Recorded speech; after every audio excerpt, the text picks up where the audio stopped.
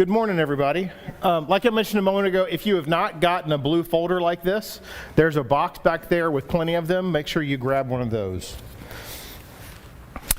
So today we're starting a new quarter, and as a result, you get me as a teacher. I hope that is okay, because there's no other choices. We're going to start a study this morning of what I'm calling shorthand special servants. If you want a lot longer title, it would be something like Special Servants, Their Work, Purpose, and Appointment, and maybe some other things too. Like the title just kept growing, so we'll just generally call this class about special servants. Hey, make sure you're grabbing a blue folder as you walk in from the back. Last year was a year that I spent a lot of time studying about leadership and, as a result, special servants, what I'll call it. Some of this we all did together. So when Matt Henneke came and we talked about leaders and followers, there was a lot of discussion about leadership as a part of that. Matt mentioned in that he had kind of formed all of that into a book, which I bought, and I read that.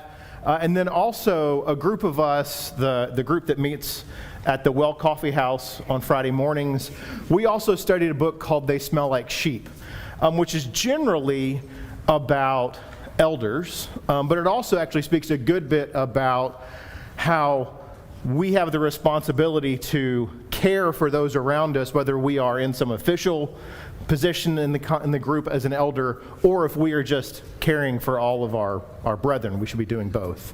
And then also, I went back and read 5 articles that my dad published about 10 years ago on leadership and on evangelists. So all of that together is what kind of has led to this. If you want any of that material, I'm happy to get it for you. If you want those articles from Dad, I'm happy to share those. If you need They Smell Like Sheep, or you'd like to read Matt's book and you can't get those, let me know. I have copies of all of them that I'm happy to share. And so we're going to study kind of about the combination of all of those things. And I think this class may be a little different than when we've generally studied topics of special servants before. And that's because a lot of times when we do that, we are in some sort of selection process where we're considering appointing elders or considering appointing deacons, or we're searching for an evangelist. And as a result, we look at one or all of those things, and then we go through some process that results in a choice. As far as I know, we are not in that period right now. The elders may tell me different, but as far as I know, we're not doing any of those things now. Don't worry, Barry. They haven't said anything. Yeah. And so the goal here is in some ways to study this without pressure. We're not under the gun to make a decision. We're not trying to, go through a process that in 3 weeks we're going to put some names forward or anything like that. None of that's going on. And so we can study this over a quarter and not feel like we have to accomplish it in a week or two. Also, our goal is to talk about how the types of special servants that we see in the New Testament all work together and have a relationship that has very specific, they all have the same goal in many ways, but they fulfill it differently. And we're going to talk about those goals and purposes some this morning. So, as I said, you should have a blue folder in front of you. If you open that up, on the left-hand side, you'll see an article about leadership.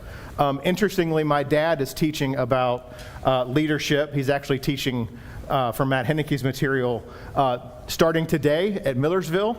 So he and I have been studying together, and as a part of that, we ended up writing an article together. So you'll see that article on the left-hand side of your notebook. Feel free to read that whenever. On the right-hand side, you have the first 6 lessons or material that we're going to use in this class. And over our time, I'll bring some more of that in and ask you to add it into your folder. You're welcome to put that in the binder clips if you want, or leave it out. We will use that material every week to take notes and work together in. So however you're comfortable using it, put it in the binder, don't put it in the binder. That's all up to you. So our goals this morning are one, we're going to talk about which special servants we're studying. We're not going to study all of them that are mentioned in Ephesians 4. We're only going to study some. I want us to do some critical thinking together about the structure of the local church and how that relates to special servants. And then also just be ready to dive in next week as we begin Lesson 2, where we'll start one of two lessons that talk about evangelists and their work and purpose. So if you open up your notebook, we're going to start in Ephesians 4, 11 through 16.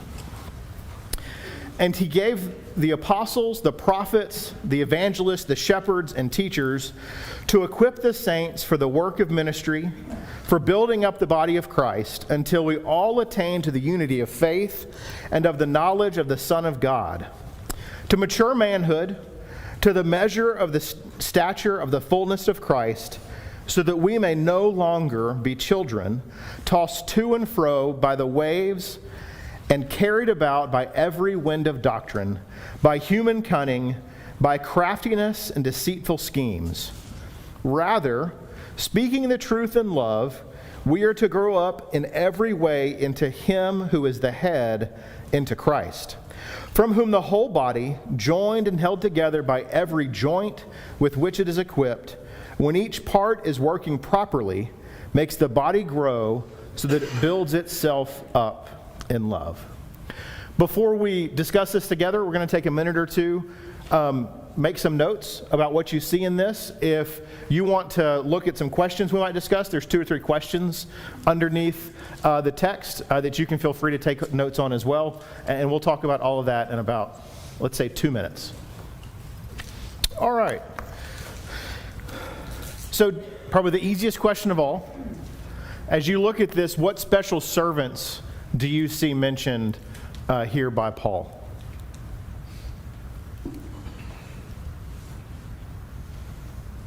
Julie? All right, so there's 5. Yeah, you forgot apostles. They're pretty special. Apostles, prophets, evangelists, shepherds, and teachers. And when you look at this, what are they trying to achieve? Why do we have these special servants? Verse 12, it says to equip the saints for work of ministry, for building up the body of Christ, and to attain unity of faith and love.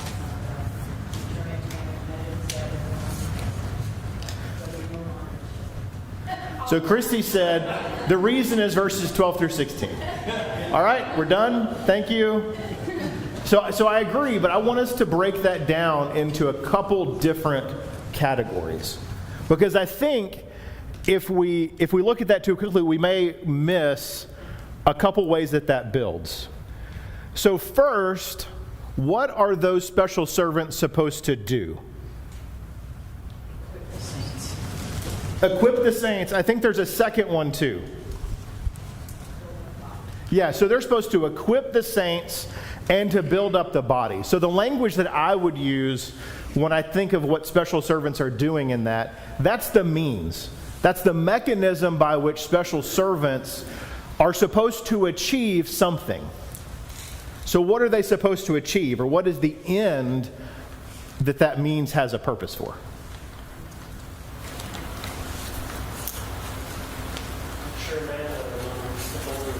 All right, so mature manhood among the whole group. So if you're a woman, special servants don't do anything for you. Not really. I don't think that's what that means. I think this is one of those times where the concept of man is representative of, creation. So mature manhood. I think this includes women too, to be clear. I want to make sure we get that. So that concept is maturity.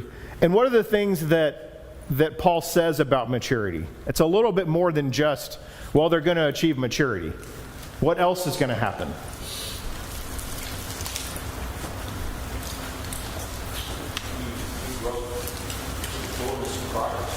Yeah, so we grow to the fullness of Christ. Depending on the article in your Bible, you either have the or a measure of the stature of the fullness of God. That's a really long phrase that feels pretty complex. how could you make that easier to understand?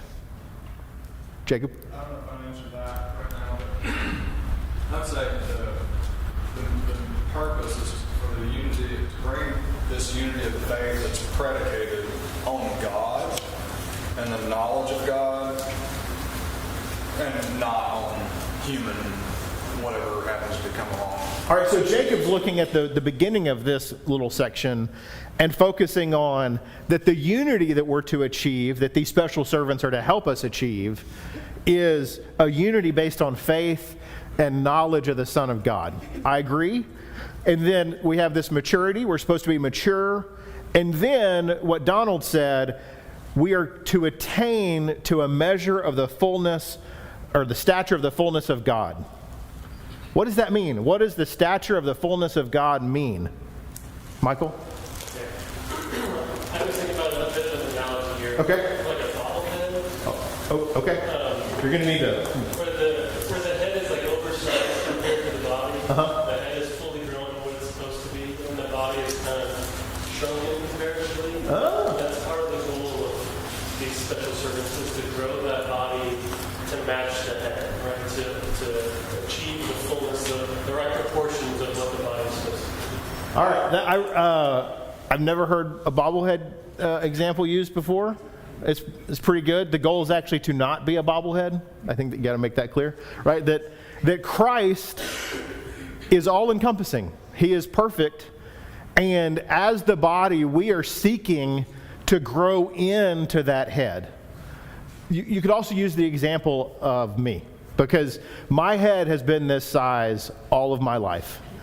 And most of my life I've spent growing into my head so it doesn't look disproportionate. I was 6 years old. You won't believe this. I was very skinny, and my head was still this size. It was very disconcerting. I could fall over at any moment and not be able to get up. So yeah, the body is attempting to grow into Christ because he's already perfect, but we are not. We're not going to study all of Ephesians 4, but I actually think that concept is a big part of what Ephesians 4 is about, is that the body is underdeveloped, is learning how to operate, and part of it is the body needs to have appreciation for every part working together in service to that head. All right, so we talked about the means, equipping the saints, and building up the body. And then the end that they achieve are these different concepts of maturity or growth. And so then the third thing we're looking for is the result. What is the result of that maturity? I'm going to use shorthand to talk about that. What are the results of the group achieving maturity through the aid of these special servants?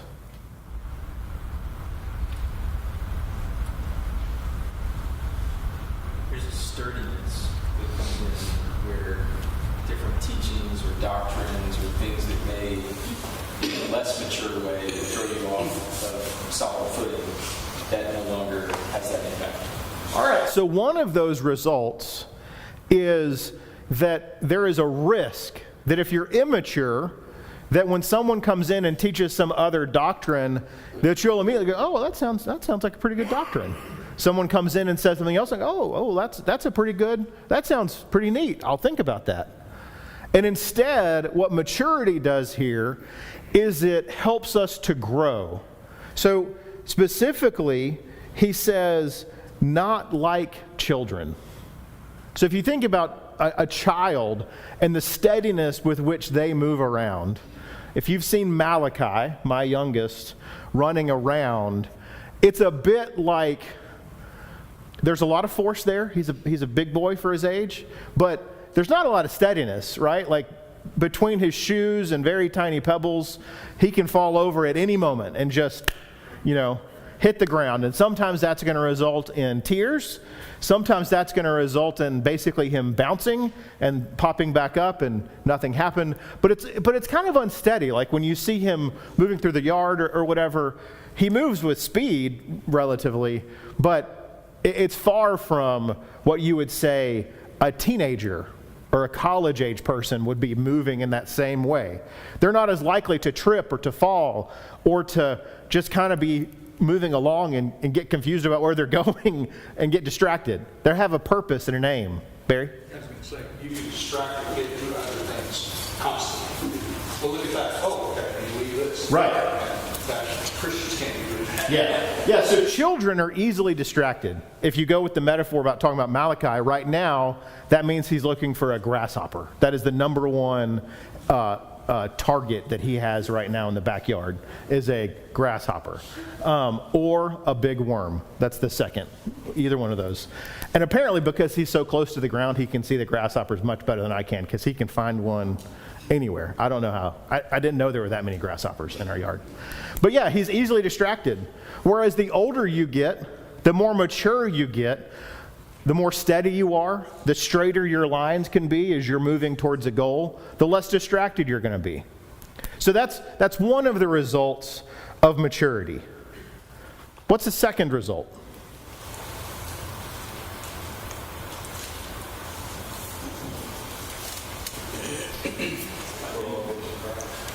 All right, they'll grow up into Christ. So that is similar to the maturity concept, but as we mature, we fill out in such a way that we are more a part of Christ, that we are more like Him. Go ahead. Yeah, the reason I say that, first goal is sort of negative, what we're not supposed to be. Yeah. Not supposed to be children, not supposed to be unstable, not supposed to be easily distracted. This one seems to be a positive goal, that we are growing up into Christ. Yeah, it's a positive statement. We're growing up into Christ. And keep going in the passage. What else do you see that we as a group will become because of the aid of our special servants? A growing body that grows how? In love. What'd you say? Said that twice in verse 15 and verse 16. Yeah, so it's interesting. You would think the natural thing is if we're growing into Christ, we would be growing in love. But Paul sees the need to call that out as an aspect of growth. And then at the end of verse 16, I love how this builds. Every joint with which it is equipped, so every joint or every member of that body, when its part is working properly, makes the body grow so that it builds itself up in love. I think all of those things are necessary for healthy growth and development of the body. Each part's equipped, each part is working properly, builds itself up in love. And so, what we want to study this quarter is how our special servants achieve these, what I'll say, two goals. The concept of steadiness or maturity, so we're not tossed to and fro by every wind of doctrine. And this second goal that is about the steadiness and fullness of the body, where each group, each member knows what it's supposed to do, that it works properly, and that it is built up in love. That's what special servants are supposed to help a congregation become. And so my question now for you to consider is, if we're considering those purposes when we look for special servants, and I'll just be really clear, when we talk about special servants right now, we're not going to talk about apostles or prophets. I don't think any of us are going to become those. We're not going to study about why right now. If you ask Barry, he'll cover that for you as to why. But we're not going to go into apostles, and we're not going to go into prophets. And we're not going to spend a lot of time talking about teachers, although when we talk about elders and evangelists, there's a lot about teaching in there. But we're going to study about elders, evangelists, and then deacons is the one that's not mentioned here. I don't know why deacons aren't mentioned. You could say it's because these are all some aspect of teaching roles. And as far as we know, deacons aren't necessarily in teaching roles. So maybe that's why they're not listed. I don't really know. So I'm not going to theorize as to why they're mentioned any further than that. But this quarter, we're going to study elders, evangelists, and deacons. So if we're looking at those two purposes or results that we just mentioned, when we consider elders, deacons, and evangelists, what sorts of things are we going to look for when we're considering those roles?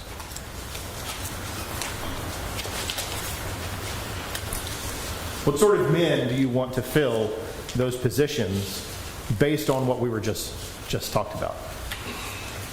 Don? Logically say you want mature men. All right. That are somewhat complete. So we want mature men, and the reason for that is an immature special servant can't help a group become mature. There's this predicating nature that in order for someone to help a group achieve mature manhood, so we're not tossed to and fro, we have to start with a man who we would consider to be mature. Great. What else?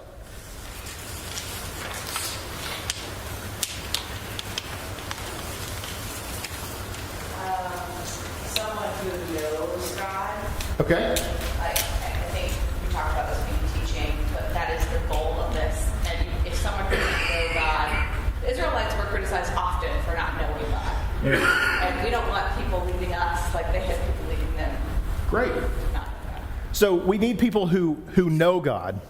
And I want to differentiate between have knowledge of God and know God. There are lots of people in the world that have knowledge of God. You can pursue knowledge of the Bible or knowledge of God in ways that are purely academic. That is wholly separate from knowing, from having a relationship with the Father.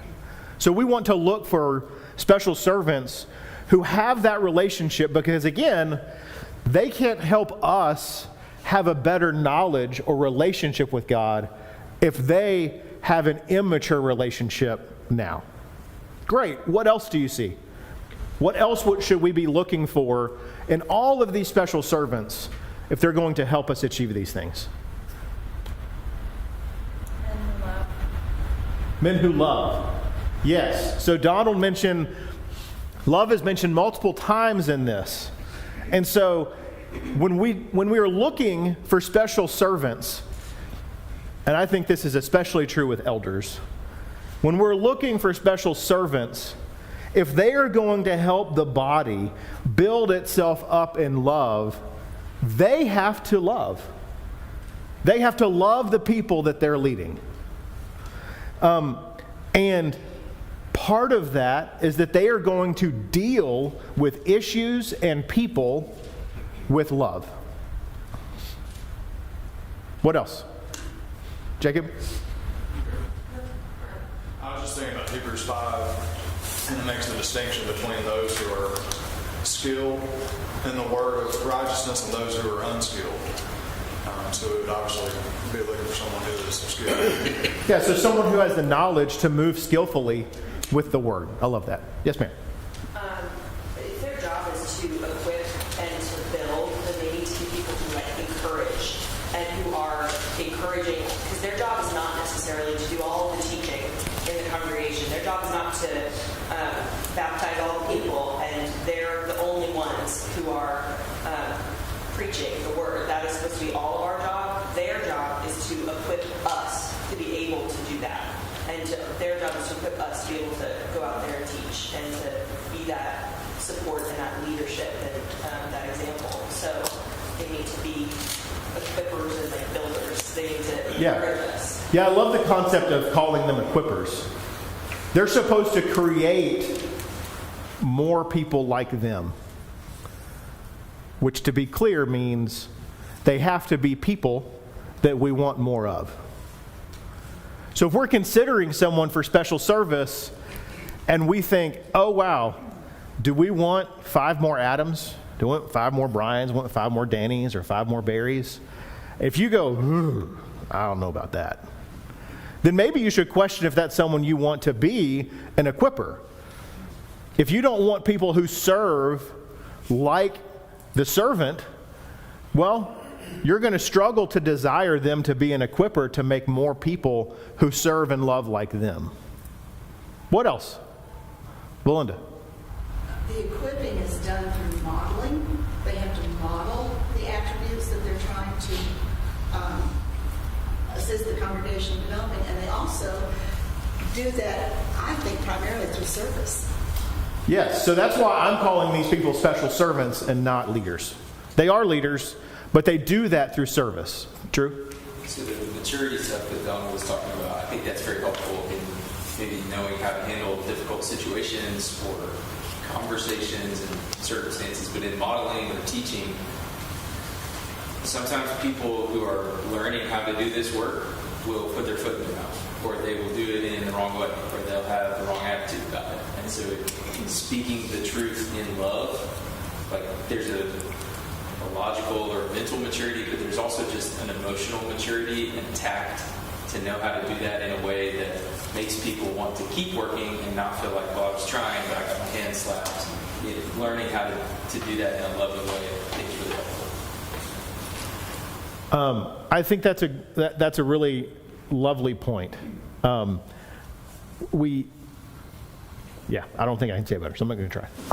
Donald. I may be reiterating what you've already said, but I think this, by human cunning, by craftiness and secrecy, we need men of upstanding, trustworthy character. You just look out in the world and you do not see this type of, or good character. Yeah. So I think it's so important, because ultimately what happens, what we see in our leadership is ultimately could trickle down to the entire local church. So upstanding character, you cannot diminish that. Yeah. So Donald made the point, you need men of upstanding character. And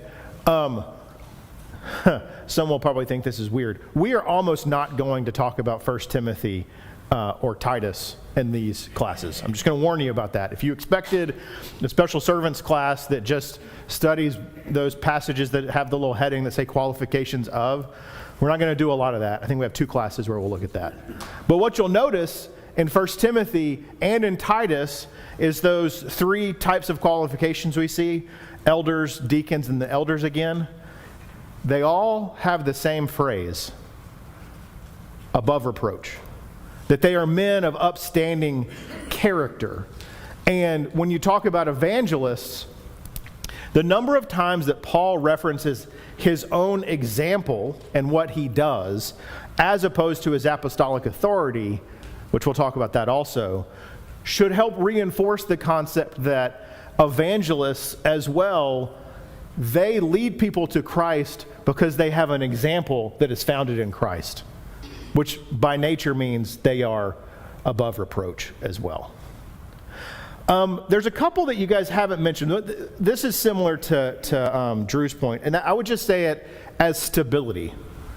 So that reference to tossed to and fro by doctrine, I think it's important to think about that as doctrine, but also I just think we should talk about it as general stability. That when you're looking for a special servant, you don't need people that are hot one moment. They were going to set the world on fire. They're going to achieve every single thing. They're going to, be the best servant they can be. And then a month or 2 later, they are cold. And they're not too interested in the work. They're distracted by other things in their life. And then a few months after that, they're hot again and they're on fire.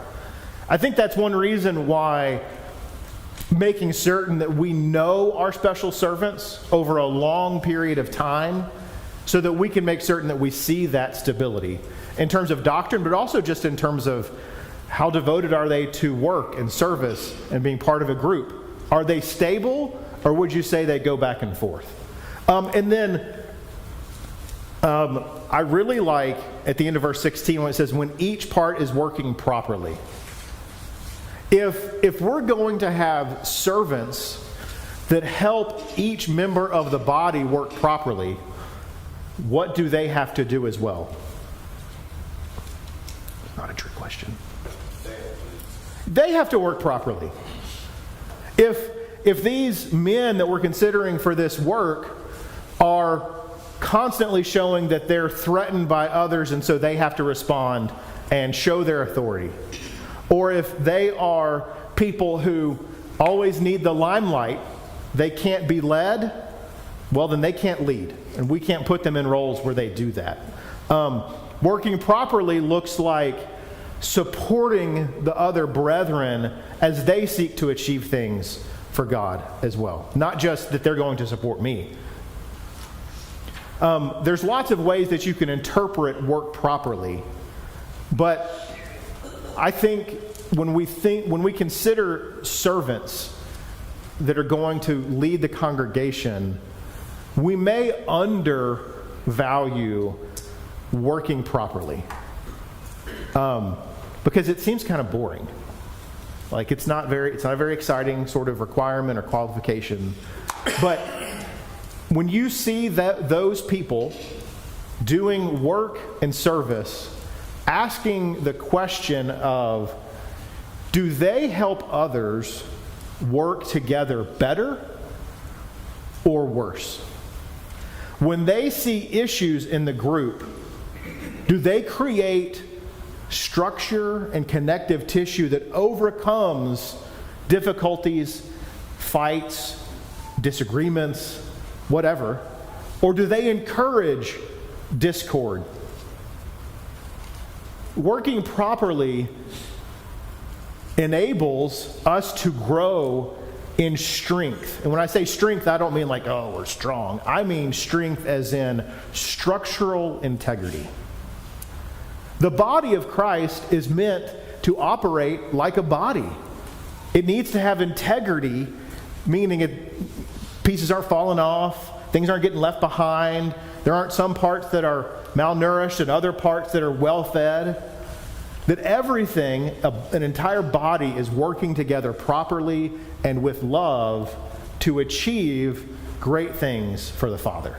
And we can't achieve that as a group if our special servants aren't achieving that before we appoint them. They're not going to get better at it when they have more responsibility. So we have to make certain that for people that want to become special servants, you need to ask yourself, are you working properly? Are you helping others work properly? Are you doing that in love? And then the rest of us need to inspect that as we consider folks for these sorts of roles. All right. Little thought question for you. Why do you think special servants are necessary?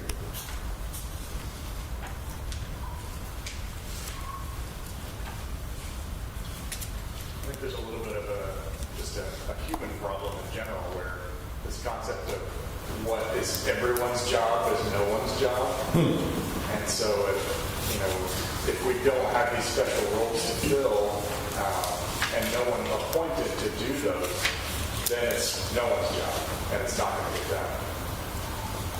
All right, I like that. What else? You could go even a little bit more high level or meta than that, and interpret this as, why should we think that special servants are necessary? Like, how from Scripture do we know that? Michael? Christ gave them to us. All right, so Christ gave them to us. Barry, what were you going to say? Same thing? So we all started in children. We need help. Yeah, so I would say the overarching way that we should think about the necessity of special servants is there's a whole lot said about special servants. And if they weren't important or necessary, I don't think we'd have as much inspired writing about them. Yes, ma'am. I was just thinking about within Ephesians, the idea that the church is the fullness of Christ. And it seems like one of the images for the work of the church is to become embodiments of what Christ accomplished in wherever we are, whatever we are. And I think that this is one of those specialized ways that certain members of the church become an embodiment of Christ's leadership to us, Christ's love, Christ building us up. So we have an example and something leading us in a more present way, which is truly beneficial. Right. So the entire body is supposed to grow up into the fullness of Christ. But individuals, each of us are supposed to grow up into the fullness of Christ as well. And then I think Barry's point shouldn't be underappreciated, which is everyone is at a different stage in achieving that fullness. Some are at base zero, right? They have not acknowledged the need for Christ at all. Some have achieved great measures of the fullness of Christ. I think we can see it as a blessing that the Father gave us special servants and people more experienced, people who are more accurately presenting that fullness of Christ, so that they can help us achieve that as well, right? Wisdom is knowledge through experience. It's good when I get it from my own knowledge and my own experience, but the best way to get wisdom and knowledge is when others help us get that, because we can short circuit a lot of pain and a lot of effort by others showing us that path. Special servants are the means by which the Father helps to build up, or one of the means by which the Father uses to build up younger, less experienced, those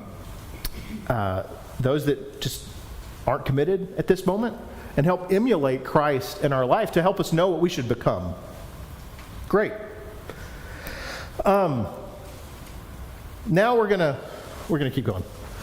If you'll turn over to the second page, I've got a thought question for you. And you may see this as a little difficult, weird, I don't know. What's the structure of the local church? So we're going to take a minute or two. I want you to write. I've given you guidelines in the workbook. I want you to write at least 3 sentences. And you can't say what we're not. What is the structure of the local church? If you have some passages that'll help you explain that, feel free to reference those passages. But I want you to consider this for yourself, and especially how it relates to special servants. What's the structure of the local church? Let's take 2 minutes for that. All right. What are some things you wrote down? You don't have to read all 3 of your sentences or more than that. What are some things you wrote about the structure of the local church?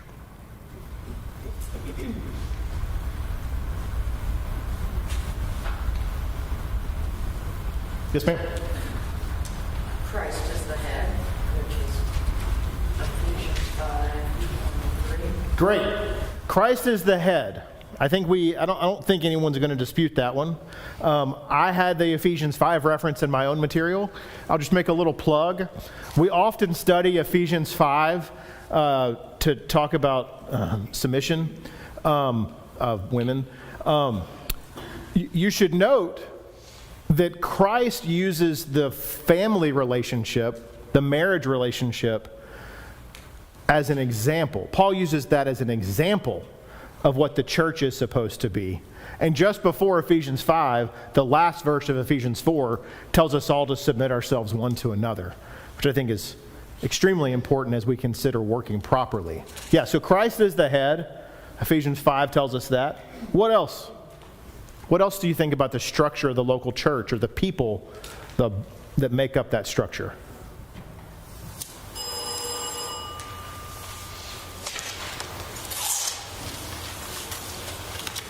Julie? Well, I wrote that right in Ephesians 4. We also need to each other, but we are to respect and submit to elders perhaps more. Okay. And responsibility of shepherds. All right. So I'm going to make a statement. The body includes elders. And you can see lots of passages that would tell you that the body includes elders, right? 1 Timothy 3, Titus, Acts 18, Ephesians 4. There's lots of places that reference that elders are part of the body. What about evangelists? How do we know it's good or okay to have evangelists? They're just hired to start.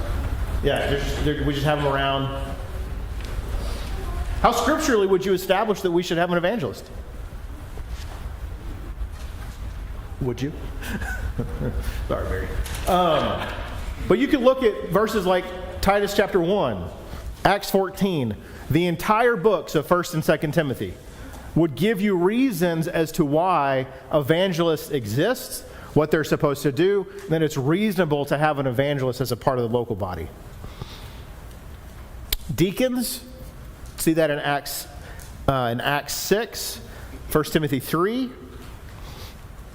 All of these are part of the structure of the church. And then you broadly have what in Scripture we see multiple times Paul just calls saints. We are like uncomfortable because of Catholicism, I think, with the concept of saints. We often just say members, but members are saints, to be clear. So where are they? So your homework for next week is the last question, and that is draw your view of the organizational structure of the local church. When I say that, I mean like an org chart. Like if you work in the business world, you have an org chart that tells you like what relationship people are to other people, who's peers, who's in charge, all kinds of things like that. I want you to draw how you think that the local church looks. And next week I'll share one way that you could do that I think is a decent way. It's got problems. I don't think any of them are going to be perfect. But I want you to think about this. And after Christ, specifically, who's next? And ask yourself, who's in charge? Who's in charge in the local church? Because I think we might sometimes think about that a way that I hope we change. So, thank you for your attention and your activity. And we'll talk more about this next week.